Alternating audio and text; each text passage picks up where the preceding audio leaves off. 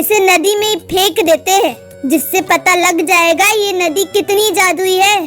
और उसके बाद सभी लोग मिलकर रेखा को उठाकर उसे नदी में फेंक देते हैं। पर रेखा तो नदी में डूबती ही नहीं, बल्कि नदी के ऊपर वो चलने लग जाती है।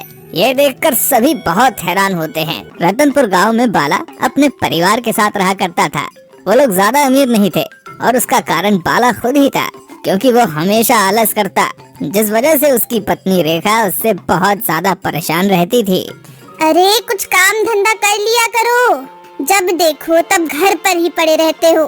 हे राम, पता नहीं हमारा पालन पोषण कैसे होगा।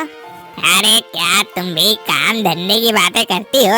अभी हमारा गुजारा हो तो रहा है, जब गुजारा नहीं होगा तब मैं काम कर लूंगा। वैसे भी मुझे अच्छा नहीं लगता कि मैं दूसरों के यहाँ पर काम करने जाऊँ। तो और क्या करोगे? हम जमींदार तो है नहीं जो पड़े पड़े खाएंगे। आपके बाप दादा कोई राजा महाराजा तो थे नहीं जो वो हमारे लिए कोई खजाना छोड़ गए हो। अरे तुम मेरे दादा परदादा पे मत जाओ, तुम्हें खाने के लिए तो मिल रहा है ना, बस वही काफी है।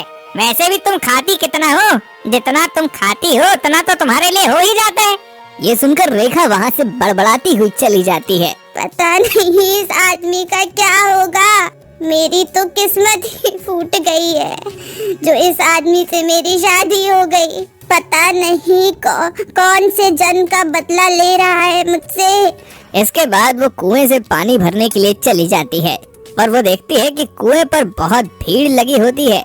तभी वो अपने आप से कुछ कहती है, हे राम, यहाँ तो मेरा नंबर कल तक नहीं आने वाला। गांव में एक ही कुआं है, क्यों ना मैं गांव से बाहर जाकर नदी से ही पानी ले आऊं। वैसे भी वहाँ कौन ही जाता है। और ये कहकर वो नदी पर जाती है। वो जैसे ही अपने पानी के घड़े को नदी में डालती है तो वो सोने का हो जाता है। ये देखकर उसे काफी हैरानी होती है। उसे तो यकीन ही नहीं होता कि ऐसा कैसे हो सकता है। और वो भागते हुए घर पर आ जाती है और अपने पति से कहती है, अरे सुनिए जी, अरे सुन तो लो, अरे इधर तो आओ, देखो, अरे देखो ना, हमारा घड़ा सोने का हो गया है। क्या? ये तुम क्या चिल्ला रही हो? सोने का घड़ा? पर ये आया कहाँ से? अरे हमारे गांव के बाहर जो नदी है ना, वहीं से मैं पानी भरने गई थी। जैसे ही मैंने मिट्टी का घड़ा पानी में डाला तो वो सोने का हो गया। मुझे तो बहुत खुशी हो रही है। क्या तुम ठीक कह रही हो? चलो मैं भी तुम्हारे साथ चलता हूँ। और इसके बाद वो दोनों दूसरा घड़ा ले जाते हैं और वो जैसे ही उस घड़े को पानी में डालते हैं वो भी सोने का हो जाता है। ये देखकर बाला बहुत खुश होता है और कहता है, अब तो मजा आ जाएगा, अब तो मुझे कभी भी काम नहीं करना पड़ेगा, अब तो मैं आराम से लेटे लेटे खा सकता हूँ। हे भगवान, तूने मेरी सुन ली। जय हो, जय हो, जय हो, तेरी जय हो भगवान। और इसके बाद वो दोनों घर पर आ जाते हैं। उन लोगों का गुजारा काफी अच्छे तरीके से हो रहा था। जब ये चीज गांव वाले देखते हैं तो वो रेखा से कहते हैं, अरे रेखा, तू तो पहले बहुत गरीब थी, आखिर तेरी अमीरी का राज क्या है, हमें भी तो बताओ। क्यों नहीं, जब मैं अपना भला कर सकती हूँ तो तुम लोगों का क्यों ना करूँगी। गांव के बाहर जो नदी है ना, वो जादुई है। अगर तुम उसमें मिट्टी का घड़ा डालोगी तो वो सोने का हो जाएगा। क्या? ये तू क्या कह रही है? मैं सच कह रही हूँ। अगर तुम्हें यकीन नहीं होता तो खुद जाकर देख लो। ये सुनकर सारे गांव वाले नदी के पास पहुंच जाते हैं और एक एक करके अपना मिट्टी का घड़ा उसमें डालने लगते हैं। पर वो जैसे ही अपना घड़ा पानी में डालते हैं वो पानी बह जाता है, यानी कि उनका घड़ा सोने का हो ही नहीं पाता है। ये देखकर सभी रेखा के घर पहुंच जाते हैं। रेखा, ओ रेखा, हमें बड़ा बेवकूफ बनाया तूने। क्या हुआ? तुम सभी इस तरह चिल्ला क्यों रहे हो? तू तो कह रही थी कि गांव के बाहर जो नदी है वो जादुई है, पर जब हमने घड़े डाले तो हमारे सारे घड़े बेकार हो गए। क्या? ये तुम क्या कह रही हो? हमने तो अपने घड़े सोने के किए थे। चलो मैं भी तुम्हारे साथ चलती हूँ। और ये कहकर वो एक घड़ा नदी पर ले जाती है और जैसे ही उस घड़े को वो नदी में डालती है तो वो घड़ा भी बह जाता है। ये देखकर वो काफी हैरान हो जाती है। अरे कल तक तो ऐसा कुछ नहीं था, ये कैसे हो गया? कल तक तो ये नदी सोने का घड़ा बना रही थी, तो फिर आज मिट्टी का कैसे? मुझे तो कुछ समझ ही नहीं आ रहा है। अच्छा, तुझे समझ नहीं आ रहा? तू हमें बेवकूफ बना रही है, समझी? ऐसा कुछ भी नहीं होता। तूने जरूर कुछ ना कुछ घपला किया होगा, इसलिए मनगढ़ंत कहानियां बना रही है। अरे नहीं नहीं, ये नदी जादुई थी। अच्छा, ऐसी बात है। चलो इसे नदी में ही फेंक देते हैं, जिससे पता लग जाएगा ये नदी कितनी जादुई है।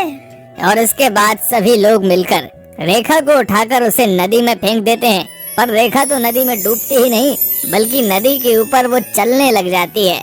ये देखकर सभी बहुत हैरान होते हैं और सोच में पड़ जाते हैं कि आखिर कोई पानी पर कैसे चल सकता है। तभी रेखा देखती है कि उसके कपड़े सोने के हो गए हैं।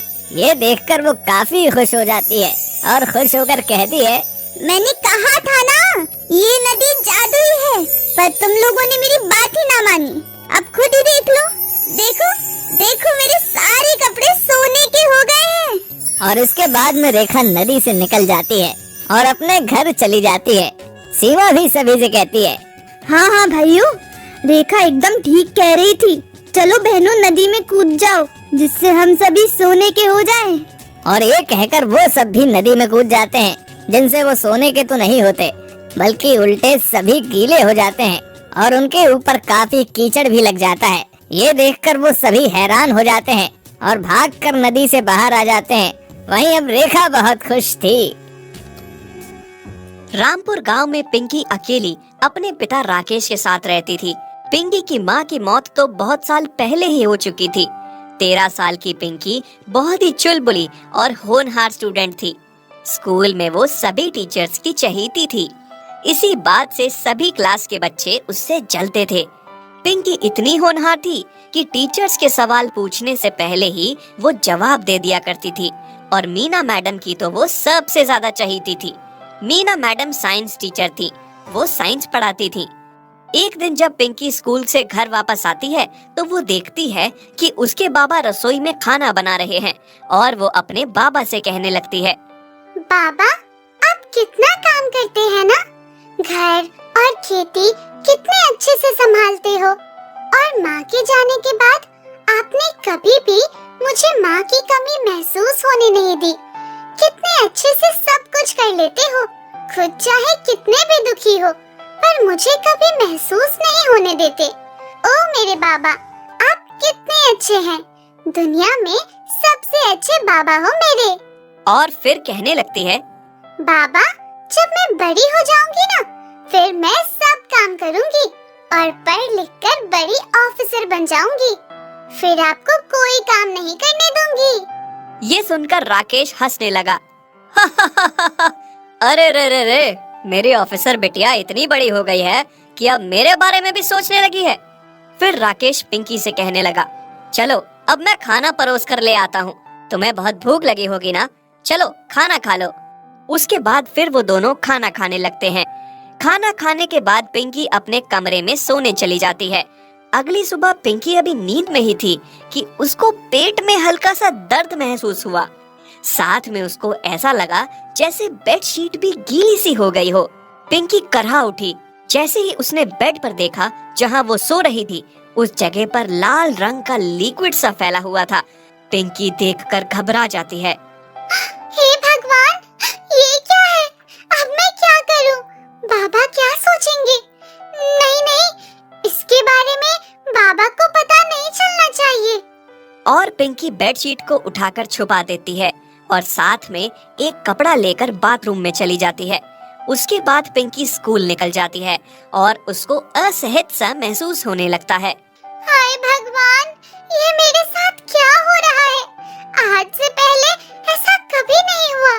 क्लास खत्म होने के बाद पिंकी जैसे ही अपनी सीट से उठती है तो उसको देखकर पूरी क्लास आपस में बातें करने लगती है और सभी उस पर जोर जोर से हंसने लगते हैं, क्योंकि उसकी सीट और उसके कपड़ों पर लाल रंग का दाग लगा हुआ था। तभी उसमें से एक राहुल नाम का लड़का उठकर बोलने लगता है, देखिए मीना मैडम, आपकी होनहार और चहेती स्टूडेंट कितनी गंदी है, उसके कपड़ों पर दाग लगा है। तभी लता नाम की एक लड़की कहने लगती है, हाँ हाँ मैडम, राहुल ठीक कह रहा है। देखो तो कितनी बेशर्म है पिंकी। और फिर पूरी क्लास पिंकी पे हंसने लगती है। पिंकी क्लास छोड़ के भाग जाती है, पर पिंकी जहाँ जहाँ जाती है सब उस पे हंसने लगते हैं और पिंकी सोचती है, हे भगवान, मैं कहाँ जाऊँ, कहाँ जाकर छुपूं? तभी पिंकी जाकर स्कूल ग्राउंड में झाड़ियों के पीछे छिप जाती है। तभी मीना मैडम पिंकी को ढूंढते ढूंढते वहाँ आ जाती है और पिंकी से कहने लगती है, पिंकी, बाहर आओ बेटा, तुम यहाँ क्यों छुपी हो? पर पिंकी बाहर आने से इनकार कर देती है। नहीं मैडम, मैं बाहर नहीं आऊंगी, सभी मुझ पे हंस रहे हैं, मैं बहुत गंदी हूँ। फिर मीना मैडम उसे समझाते हुए कहती हैं, नहीं बेटा, तुम गंदी नहीं हो, पर क्या तुम्हें इस बारे में बिल्कुल जानकारी नहीं है? क्या तुम्हारी माँ ने तुम्हें इस बारे में कभी नहीं बताया? पिंकी मैडम को बताती है। मेरी माँ नहीं है, मेरे घर में बस मेरे बाबा ही हैं। पिंकी रोते हुए मैडम से कहती है, मैडम, मुझे इस समस्या से बाहर निकालिए। तभी मीना उससे कहती है, तुम्हारी समस्या का समाधान मेरे पास है। ये लो बेटा, ये तुम्हारे काम आएगा। मैडम, ये क्या है? बेटा, ये सैनिटरी पैड है। तुम्हें शर्मिंदा होने की या छुपने की कोई जरूरत नहीं है। और मैडम पिंकी से कहती हैं, बेटा, अब तुम इसके लिए तैयार हो जाओ। ये तुम्हारे जीवन का हिस्सा है। इससे शर्मिंदा होने की जरूरत नहीं है। इसे माहवारी कहते हैं। ये तुम्हें हर महीने होगा और होना भी चाहिए। इसके बाद मैडम पिंकी को पूरे क्लास के सामने ले जाती हैं और पूरे क्लास में इसके बारे में बताती हैं। पिंकी को शर्मिंदा होने की कोई जरूरत नहीं है और ना ही वो गंदी है। पिंकी के साथ जो कुछ भी हो रहा है उसे माहवारी या पीरियड्स कहते हैं, जो कि हर लड़की को होता है। पिंकी का ये पहला माहवारी है, इसलिए उसे इस बारे में कुछ नहीं पता था, पर अब मैंने उसे समझा दिया है।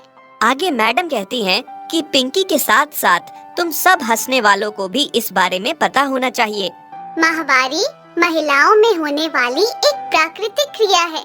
माहवारी हर महीने में एक बार आती है, जिसके बारे में जानना हर किसी के लिए जरूरी है।